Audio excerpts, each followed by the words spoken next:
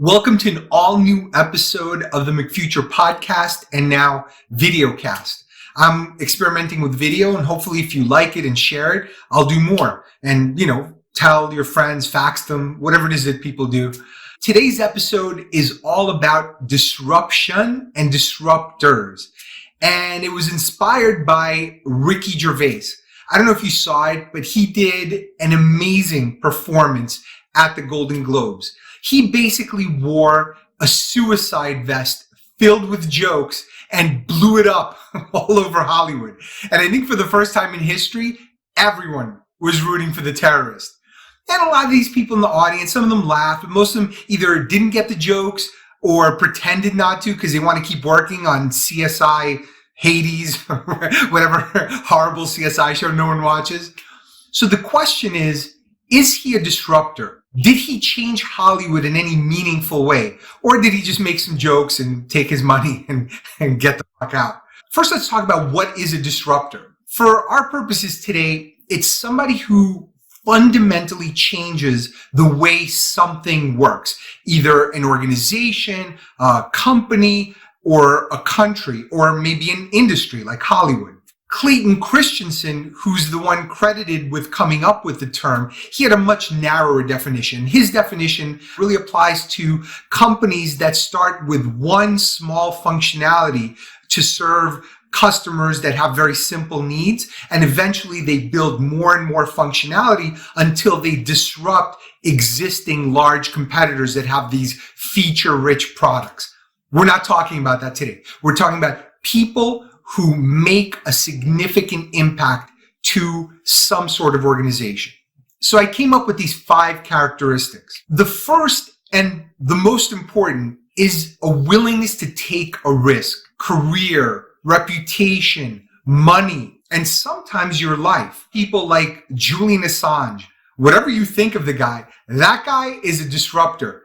There were a lot of governments pissed at what he did. He's never going to get to watch the next Thor sequel, you dirty, filthy Thor. And he's never going to get to go on a romantic walk with his girlfriend, Pamela Anderson. Yeah, that's right. He's dating Pamela Anderson. As much as any guy who's locked up for the rest of his life can date Pamela Anderson. And Snowden is trapped in Russia.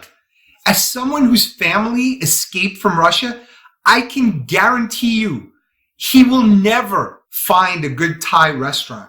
He's another guy who sacrificed everything to disrupt the government. When you believe in something, you fight for it.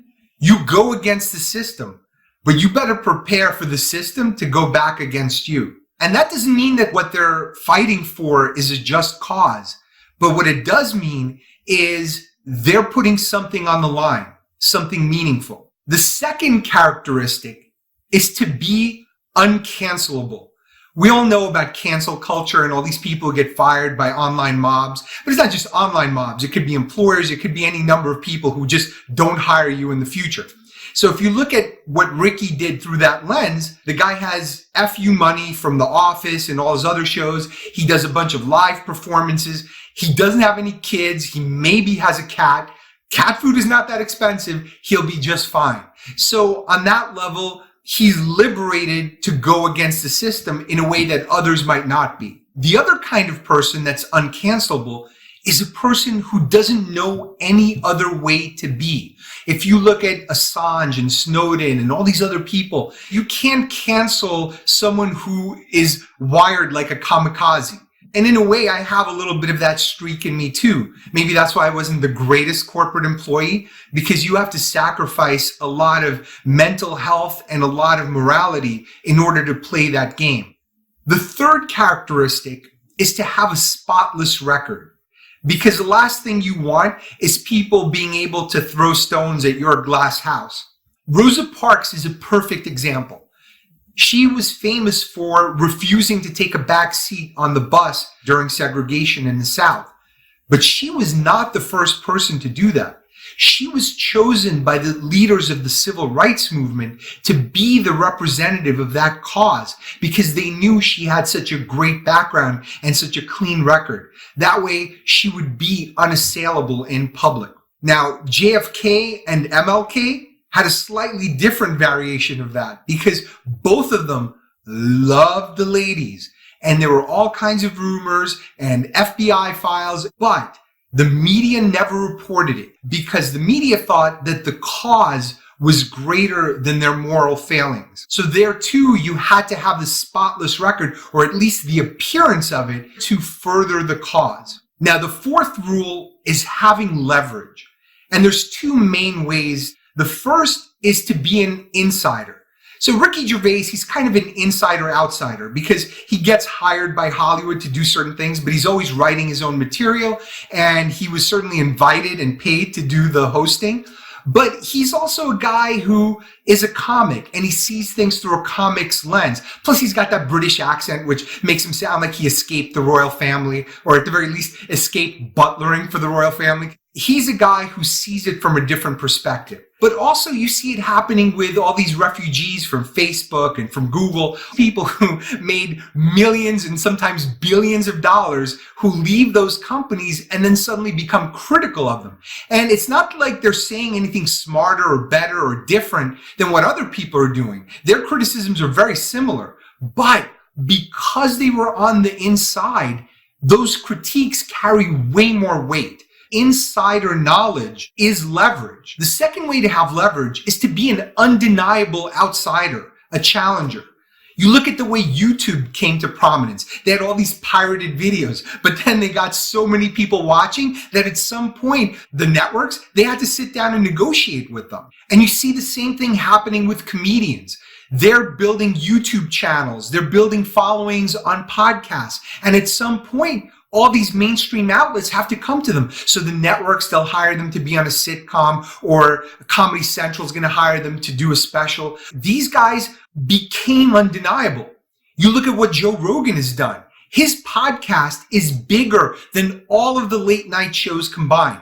So if you're a celebrity or an advertiser, you have to look at Joe Rogan as an option because at this point, those other channels are failing. Their audiences are smaller and not nearly as loyal. Now, establishment players don't just lay down and let you take over and disrupt them. They fight back. They use regulations or legal tactics, or they try to buy you out, or they try to sabotage you in some way. You look at someone like Epstein. Now, he wasn't a disruptor, but the guy had a lot of dirt from a lot of very famous people. We don't know what happened, but he quickly disappeared. And in some way, so did Chelsea Manning, so did Assange, and so did Snowden. But it's not always conspiratorial. Sometimes it's a little bit stealthier. Very famously and allegedly, so no one gets sued, Amazon gave an ultimatum to diapers.com. They were selling lots of diapers, new ones, not used. That's in Japan. They got an ultimatum. If you don't sell out, we will put you out of business. We'll just copy everything you have. They're not just going to sit there and let you eat their lunch. Even a guy who was on my show, Jesse Ventura, the guy had 4 successful careers. He was a Navy SEAL, a wrestler, governor of Minnesota, and a broadcaster. He believes in a lot of conspiracy theories, some of which are true. But when you're going up against powerful entities, they're going to make sure that you're painted in a light that, oh, you're a conspiracy guy. And that way they get to write you off wholesale. Alex Jones, that guy was completely erased, at least from digital media. And that's why I'm always pushing people to not shop wholesale and shop retail for their ideas. Because every once in a while, even in a pile of poop, there's a golden nugget. Now, the fifth characteristic is absolutely and totally unfair, but it is critical. Did it work? For it to be a disruption, it has to work. And if you look at startups, for example, startups talk a good game about disruption, but 95% of the ones who get funding get bought by establishment players. That's the exact opposite of disruption. That's literally helping the establishment. And I understand they maybe need that story to get people to work for less and stay late hours, but let's not pretend that there's massive disruption. Yes, there are serious examples like with social media disrupting traditional media, but it's not representative of what's actually happening. And then there's corporate people. they run around with the word disruption on their slides. They call themselves intrapreneurs, which is like an entrepreneur, but on the inside, where they get a steady paycheck and get to leave at 5:30 and a 401k plan and very little personal risk taken. And there's nothing wrong with that, but let's not toss around that word. Even look at this shirt, inventor. Do you know if I'm an inventor? Maybe I'm the greatest one on earth. I could tell you whatever I want. And chances are you won't check.